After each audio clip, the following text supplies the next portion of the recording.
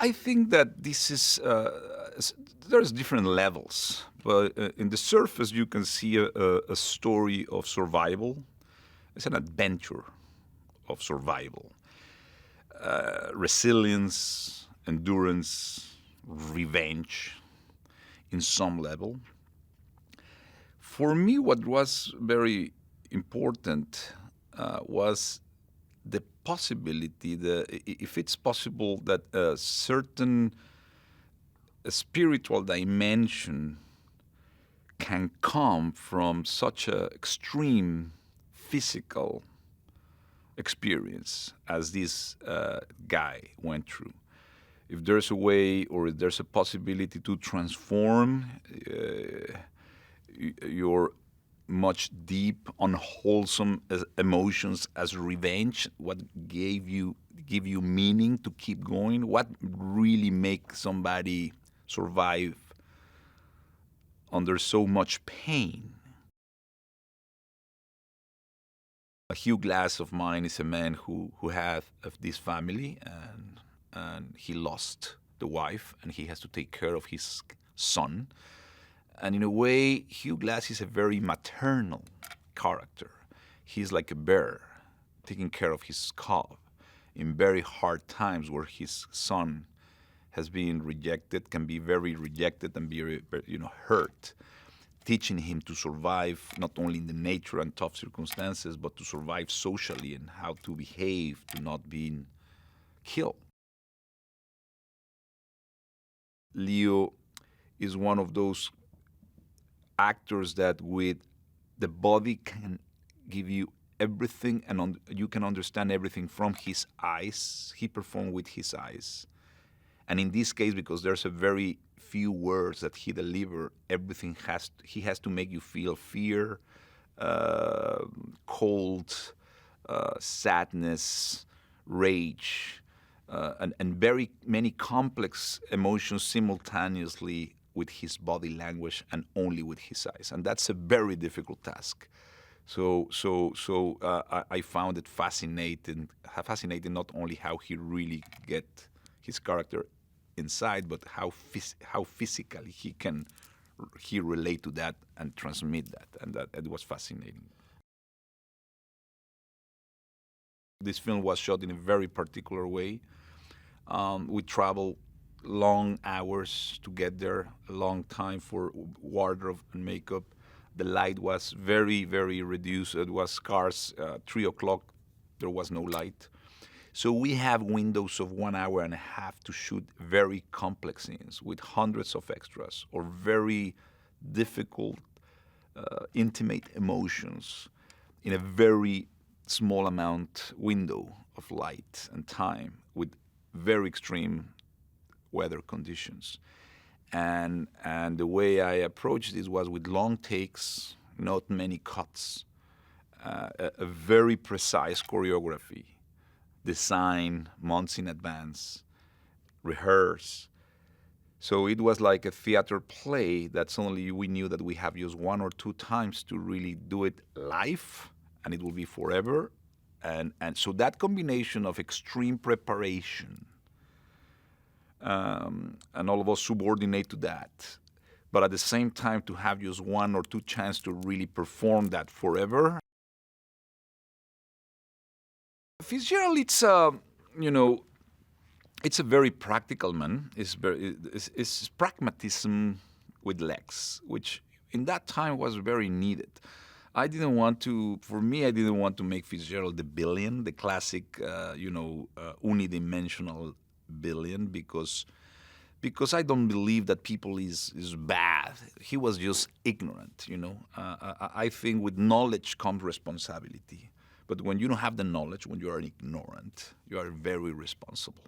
As many xenophobic people are out there saying and doing things and creating a lot of pain by ignorance. And he's a man of his times. The worst thing you can do is to judge people and to judge, those kind of times without knowing the context and the circumstances. This guy is a victim of his own culture, of his own nurturing culture that teach him that slavery was right and that the Indians and Native Americans were dangerous and wrong and different. So he's a victim of all this prejudice. Tom Hardy, I think he has this very strong physical appearance, very attractive, very manhood, which it was needed for this character.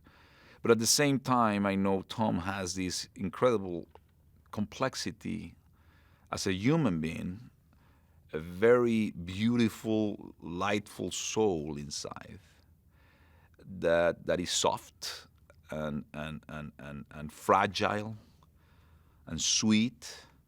And in the carcass, he's strong and sometimes inaccessible in the surface.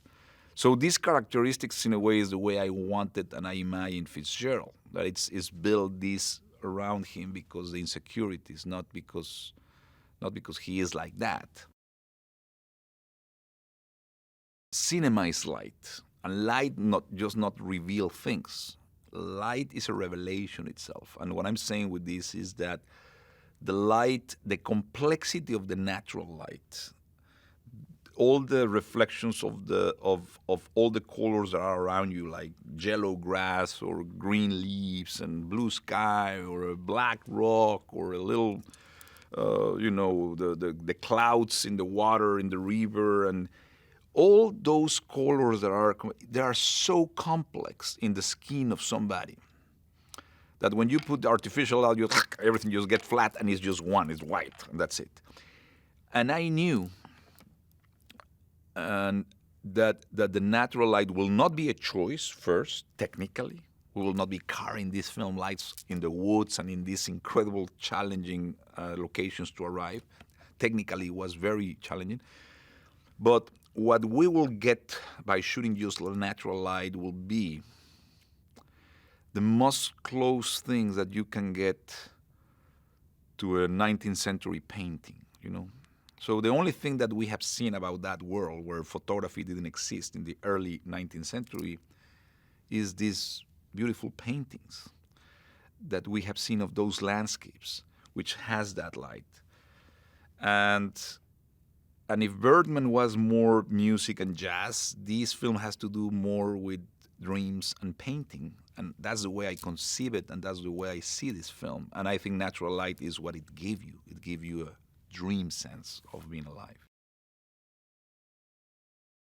Domhnall, fantastic actor.